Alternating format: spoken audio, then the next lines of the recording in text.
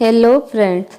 नौकरानी की तरह फ्री का काम करने वाली सासू माँ फूटी आँख नहीं भाती थी।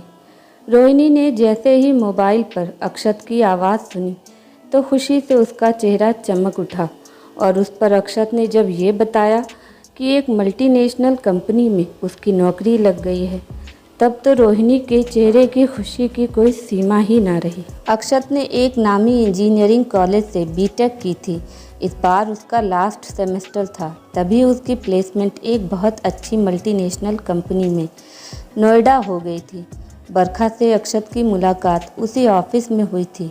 बरखा को नौकरी ज्वाइन किए हुए अभी मुश्किल से 1.5 महीना हुआ था। क्योंकि दोनों एक साथ काम करते थे, इसलिए उन दोनों के बीच सामान्य सी बातचीत होती रहती थी। अक्षत शुरू से ही बहुत मेहनती लड़का था। वो अपनी कंपनी में मन लगाकर काम करता था। अभी उसे कंपनी ज्वाइन किए हुए 3 महीने हुए थे। वो जिस प्रोजेक्ट पे काम कर रहा था, उसका काम अब उसे ठीक तरह से समझ में आने लगा था। तभी अचानक उसके एक सीनियर की गलती से उनका प्रोजेक्ट लगभग बंद होने की कगार पर आ गया। प्रोजेक्ट हेड ने मीटिंग में सभी को बहुत डांट लगाई तथा उसने सारी गलती की जिम्मेदारी अक्षत के सर पर डालते हुए उसे भरी मीटिंग में नौकरी से निकालने की धमकी दे डाली। जब प्रोजेक्ट हेड उसे नौकरी से निकालने की धमकी दे रहा था, तभी बरखा ने बीच में इंटरफेयर करते हुए कहा, सर, इस प्रोजेक्ट में वैसे सारी गलती प्लानिंग की थी और आपने एक बार भी ये नहीं देखा कि प्रोजेक्ट की प्लानिंग का काम 3 महीने पहले ही ज्वाइन किए हुए किसी जूनियर का नहीं होता है और आप भी व्यर्थ ही एक बेकसूर को डांटे जा रहे हैं। मैनेजर को अपनी गलती का आभास हुआ तथा उसने उसी वक्त अक्षत को आगे से और ध्यान से काम करने का कहकर जाने दिया। तब से अक्षत और बरखा एक दूसरे के पास आते गए। अक्षत ने बरखा को दिल से धन्यवाद दिया और दोनों शाम की कॉफ़ी पीने के लिए एक रेस्टोरेंट में गए। उन दोनों में अब अक्सर मुलाकात होने लगी। ये मुलाकातें पहले प्यार में और बाद में दोनों के माता पिता की सहमति से विवाह बंधन में बदल गई। अक्षत के पिता का देहांत तभी हो चुका था जब अक्षत मात्र 2 वर्ष का था।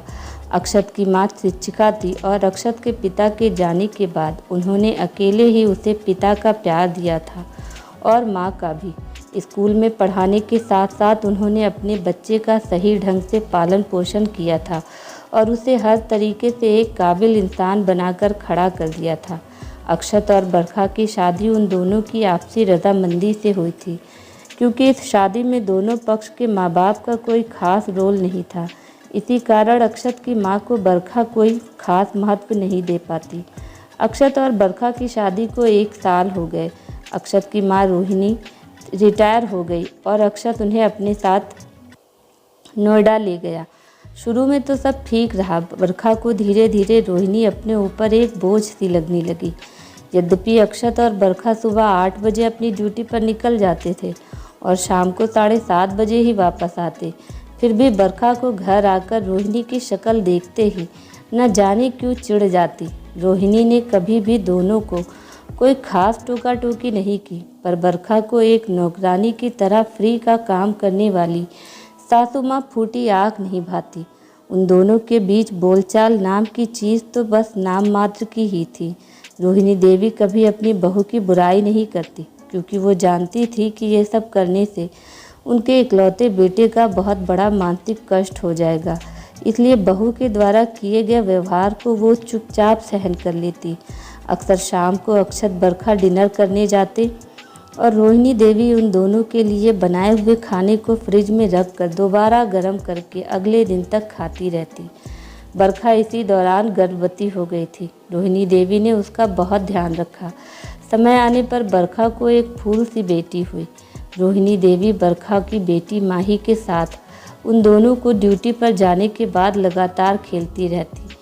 यद्यपि बरखा ने अपनी बेटी की देखरेख के लिए एक आया का भी इंतज़ाम कर लिया था, जो लगभग 30 वर्ष की एक सामान्य शक्ल सूरत वाली लड़की थी। रोहिणी देवी की देखरेख में माही का लालन पालन एकदम ठीक तरीके से चल रहा था। बसंती रोहिणी के कारण हमेशा एक आज्ञाकारी आया बनी हुई थी, जो माही का पूरा ध्यान रख रही थी। इसी तरीके से कुछ समय और बीता और माही लगभग 10 महीने की हो गई थी, क्योंकि अब आया के रहते हुए बरखा को रुक्मणी जी से कोई खास आवश्यकता तो रही नहीं थी। इस कारण उसका अपनी सास के प्रति बेरुखी दिनों दिन बढ़ती गई। अपनी बहू के अमानवीय व्यवहार से परेशान होकर थक हार कर रोहिणी देवी ने एक दिन अपने बेटे से कहा, बेटा, अपना पापा जी वाला मकान बहुत दिनों से बंद पड़ा है। अब तुम्हारी बेटी की देखने के लिए आया मौजूद है। इस कारण अब मुझे कुछ दिनों के लिए घर की देखभाल करने के लिए जाने दो। मैं बाद में तुम्हारे पास रहने के लिए आ जाऊंगी। अक्षत अपनी माँ के जाने का कारण बहुत अच्छी तरीके से समझता था, पर फिर भी वो बरखा से लड़ने के मूड में कतई नहीं था।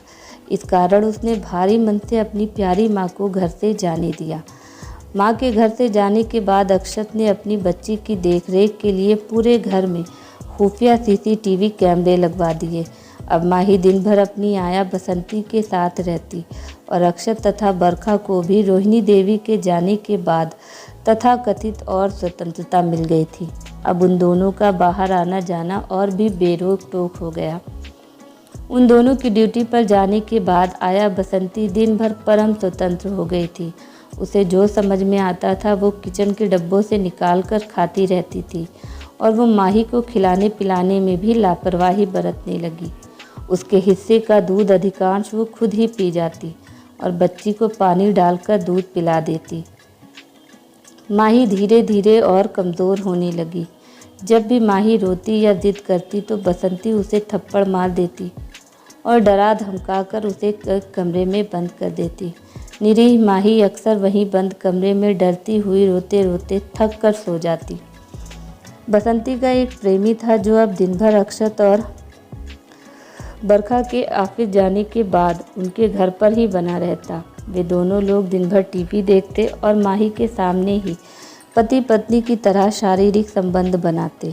जब माही की शारीरिक स्थिति और मानसिक स्थिति सामान्य बच्चों की तुलना में खराब होने लगी तो अक्षत और बरखा चिंतित हुए। माही को डॉक्टर को दिखाने पर डॉक्टर ने कहा, बच्ची को पूरी तरीके से खाना नहीं मिल रहा है, ये माल न्यूट्रिशन की शिकार हो गई है तथा इसका मानसिक तौर पर भी डराने धमकाने के कारण विकास रुक गया है। अपनी बच्ची बेहद सहमी सहमी सी रहने लगी है। आपको बच्चे की तरफ ज़्यादा ध्यान देने की ज़रूरत है। घर आकर बरखा और अक्षत ने आज पहली बार ध्यान से पिछले 7 दिनों की सीसीटीवी की वीडियो रिकॉर्डिंग देखी। माही के साथ हो रहे अत्याचारों को देखकर वो दोनों घबराकर सन्न से रह गए। थोड़ा और वीडियो देखने पर उन्होंने देखा कि माही के सामने ही नंग धड़ंग वस्त्रहीन होकर बसंती अपने प्रेमी के साथ पूरे ही ब्लू फिल्म के कृत्य कर रही है और माही उत्सुकता से उनका ये कृत्य देख रही है। अब तो ये सब देखकर बरखा के पैरों के नीचे से धरती खिसकती हुई महसूस हुई और बरखा को पहली बार अपनी बच्ची का भविष्य स्पष्ट तौर पर काला घोर अंधकार में नजर आया। बरखा ने अपनी मम्मी को उनके साथ रहने के लिए आमंत्रित किया और सारी स्थिति बताई, पर बरखा की माँ अपने परिवार को छोड़कर आने की स्थिति में नहीं थी।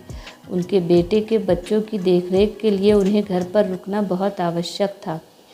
बरखा की माँ उससे रोहिणी देवी को वापस पुणे बुलाने के लिए कहती हैं। बरखा चाहकर भी अपने किए गए प्रत्येक दुर्व्यवहार को याद करके अपनी सास को बुलाने में संकोच का अनुभव कर रही थी। अक्षत ने तुरंत अपनी माँ को फ़ोन करके सारी वस्तु स्थिति बताई और रोहिणी देवी अपने बेटे की समस्या और माही की चिंता करते हुए उसी रात फ्लाइट से आ गई। सबसे पहले उन्होंने बसंती को काम से निकाल दिया और उसकी जगह दूसरी आया की तलाश शुरू कर दी। इस बार जो आया रखी गई वो 35-40 साल की एक प्रौढ़ महिला थी और उसकी देखरेख और सुपरविज़न के लिए रोहिणी देवी स्वयं मौजूद थी। उन दोनों की जीवन गाड़ी फिर से पटरी पर लौट आई। माही अब बिना किसी भय के और दादी के प्यार के साथ खुशियों की नई ज़िंदगी जी रही थी। आपको ये कहानी कैसी लगी? प्लीज़ कमेंट करके कहानी के बारे में अपनी राय हमें ज़रूर बताएं। अगर आपको ये कहानी पसंद आई हो तो अपने दोस्तों के साथ शेयर करें और ऐसी ही कहानियाँ सुनने के लिए हमारे चैनल से जुड़ें। Thanks for watching. Please subscribe my channel and hit the bell button. Bye bye.